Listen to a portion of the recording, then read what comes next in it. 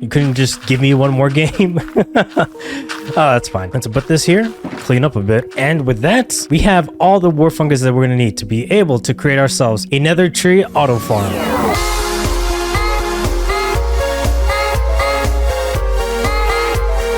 What up, my roomies, and welcome back to the technical guide to Minecraft. And today we're going to be making ourselves a tree farm, but not just any tree farm. No. We're going to be making ourselves a nether tree farm using the nether fungi that we got from the previous episode. But before we do that, we need to go get ourselves a bunch of blue ice. So be right back.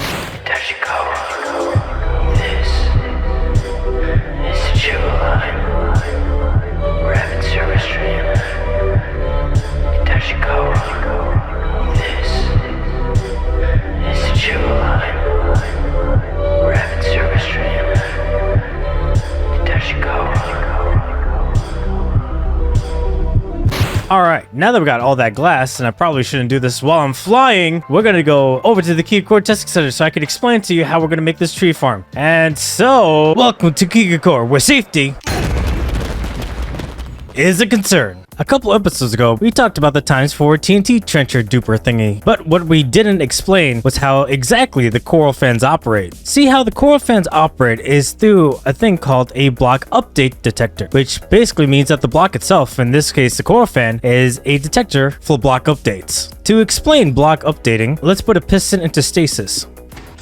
So right now the piston does not have any power going into it, but because it's stuck in this place, it hasn't updated, hence block update. And so when we remove this block, the block updates. Thus the piston goes back. In this way, the reason why the TNT dupes is because the core fan itself is acting as a block update. Because when it moves, since it's acting as both an entity and as a block at the same time, when this whole machine goes forward, the core fan causes the TNT to both activate due to the fact that it's in stasis right now because of the activator rail that's right there. You can't really see it, but yeah, the activator rail that's right there. And because the core fan updates the TNT while it's moving forward, the TNT dupes and is activated at the same time, thus acting as the block update detector. It's very similar to how these carpet dupers work. In this case, the block updater is the piston head itself. And so when the piston head goes in and out, it updates. And going back to the coral fan example, since the coral fan is acting as the block update detector, or the bud for short, it causes the carpets to dupe. And we could use this to our advantage, because you don't need a coral fan in order to dupe and prime a TNT. Over here we have an example of a coral fanless TNT duper. When this moves forward, this observer notices a block change, which will then energize the circuit. The circuit will then prime the TNT, but because it's moving at the same tick as it's being activated, it moves forward. So if I were to just show that for you real quick, we're going to freeze time and activate this observer. So if you go one step forward, you'll notice that the note block changes notes, which then the observer notices it, causing this to move forward. You might have saw the TNT for a very brief moment get activated. So when it moves forward all the way, since the observer also now notices a different block change, will then activate this redstone line, thus pushing these two back. But because this is still primed, technically going down and exploding, but also not exploding at the same time, will then reset it back to its original spot while also priming the TNT, because the piston head, as we explained previous, acts as the button in this configuration. So right there, you see the duplication in process. And so the duplication you can see occurs, causing the dupe to not only work, but also cause the TNT to become live, as you can see right here. Goodbye, TNT. So this is how it looks like in real time.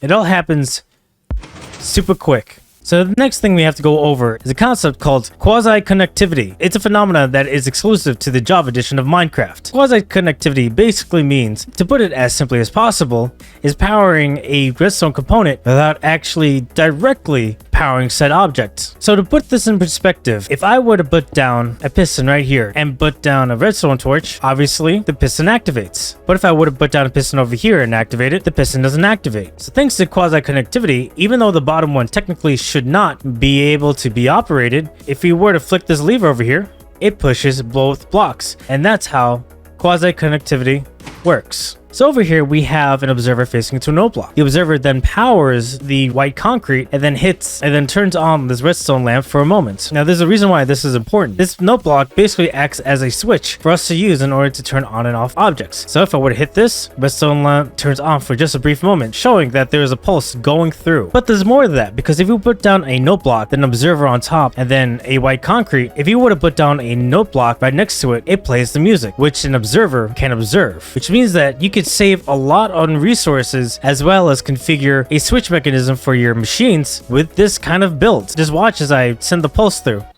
So even though originally the pulse is going upwards, because this is energizes, this plays the note block, which the observer observes, sends a pulse through the white concrete, and thus turns on the redstone lamp. The next thing we have to use is scaffolding. See, when a scaffolding is connected to a scaffold that is on a solid block, when you close down a trapdoor, you'll notice that the bottom half of a scaffold changes shape. And this is very important to the machine that we're going to build, because an observer, no matter what height, will observe that the bottom of this scaffolding ladder changes. Just like I was showing you in the quasi connectivity, when the signal goes through glass, redstone signal can go up. Just because there are blocks right on top of each other, the redstone signal, as you can see, is able to climb this entire thing. And combining with quasi connectivity, this entire thing until it completely loses its signal because of distance will power on. In which case we just jump the signal again using a repeater and go all the way to the top. Now the reason why we wanted to use warped trees is for this specific reason. The height of this pistons is directly related to the reason why we wanted warped fungi to begin with, because warped fungi has a chance to become incredibly tall, like super tall, which means that it's just free wood for less material. On the top over here, you'll notice that the scaffolding, which gets triggered based on the position of the redstone block down beneath. When it changes up here, observer notices that the scaffolding changes, thus sending a single pulse over to this redstone block to push it forward, thus starting its own independent redstone clock.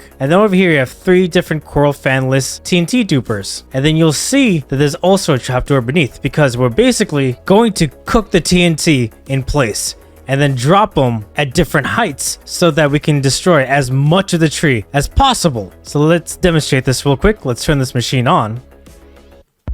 So we turn this machine on. You saw that the redstone block goes forward, thus starting this comparator clock. And watch it, you could see that we could cook the TNT, sort of like we cook grenades in Call of Duty. I've been playing a lot of Call of Duty lately. So by using the signal given from the coral fanless TNT duper, it sends a signal forward at a very long delay so that it cooks here, and then when it opens, it drops. And then if you notice the drop, you could notice that these TNTs are in 3 different and near equal distance from each other spots. One on the left of the tree, one on the right of the tree, and one in the middle. This is to minimize the chances that we blow up the material out of existence, because in the end of the day, this is TNT, and if they're in item form and they explode, then they disappear. By staggering it like so along with the distance helps mitigate that for us. So if we were to unfreeze this, you can see it begin. Now let's grab a warped fungus and start putting this down.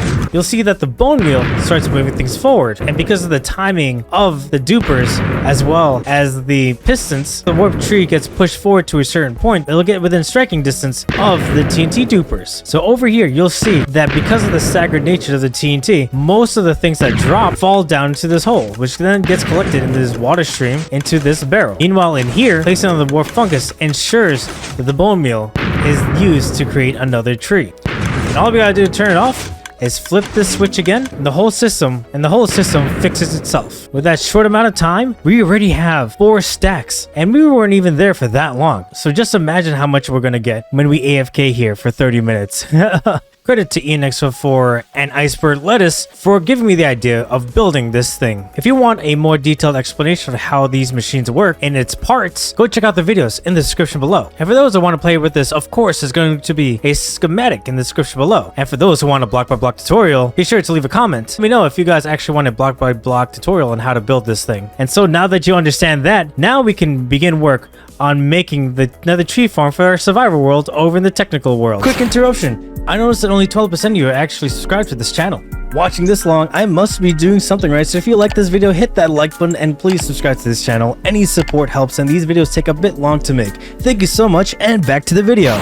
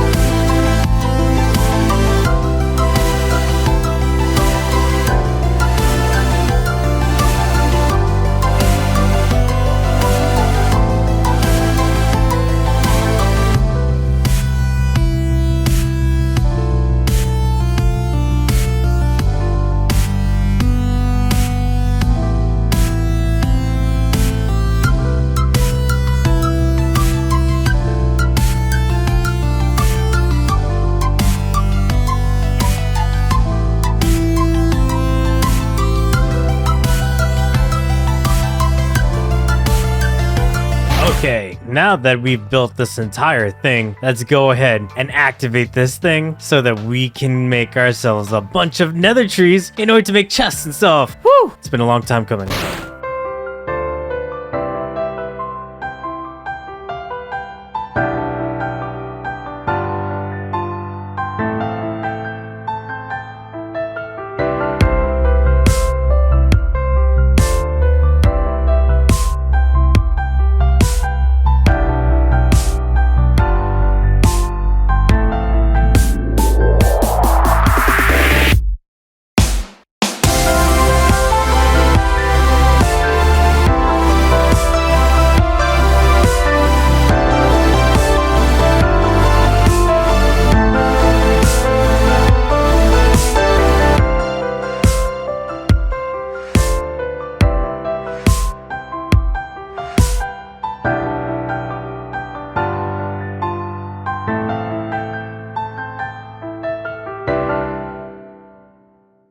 Okay, now that that's complete, let's go down and check what we got. Oh, look at all of that. Let's go ahead and take out all the warp blocks. That's really hard to say. Middle block, not that much. Oh, but the top chest is full too. Okay, about half a chest.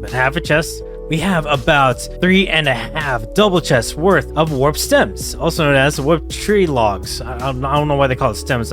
We got 3.5 double chests, and that's what you gotta know. That solves one issue. But the next issue we gotta solve now is being able to store all of this, and more specifically, store them into shulker boxes.